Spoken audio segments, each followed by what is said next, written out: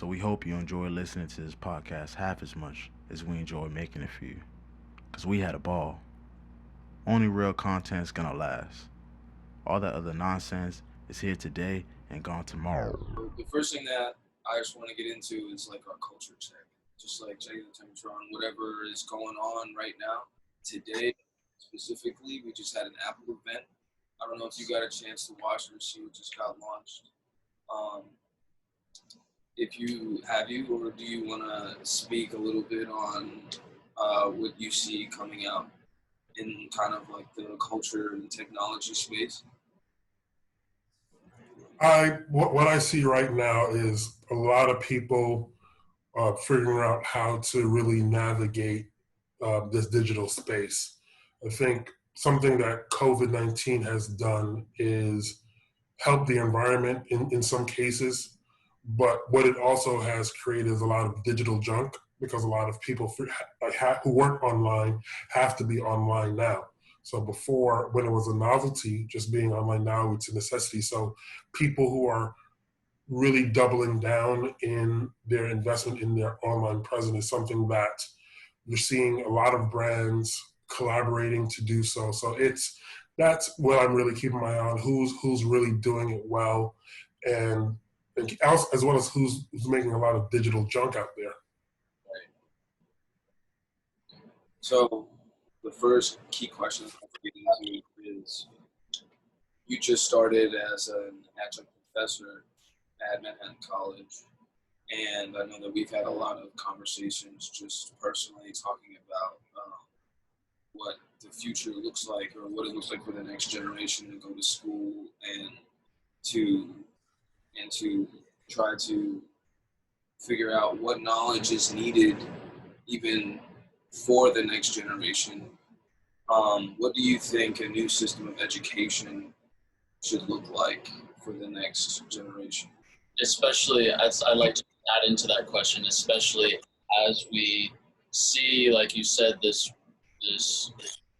transitionary period where a lot of people are going online, and a lot of our normal structures, even school, is starting to go online. We're starting to see a lot of online learning, whether that be in school or outside of school.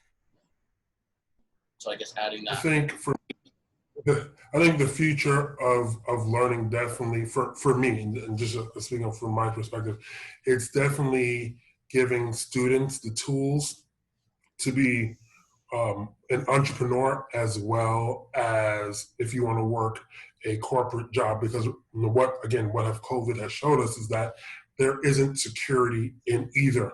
So why not be anti-fragile in understanding both? I think for me, I think the future of education really depends on understanding how to be an entrepreneur as well as a very skilled employee. I also believe the future of education is really, right now, is really understanding the digital space, not just social media, but what the digital space really means in terms of digital ads, in terms of SEO, in terms of, as well as social media, as well as newsletters, as well as e-commerce, understanding the full scope of what the digital space really means. And also, I think it's the future education for me is not giving students like the bullshit, like actually giving them tools that they can actually use. For me, in my class, I think the first thing I do in my class is I take a temperature, a pulse, to see where the class is, and figure out what energy I need to bring. And the things that I incorporate in the class are something that are relevant today. Like one homework assignment that I made them do last week is do break down the Travis Scott McDonald's collaboration within the four Ps. Right. As well as like Facebook just launched a new platform called Facebook Campus. I don't know if you're aware of it. Really going back to their roots of having a closed college environment ecosystem. So for me, it's giving them current things that they can use in the real world, the things that they can relate to and understand, and being able to relate to young people right now.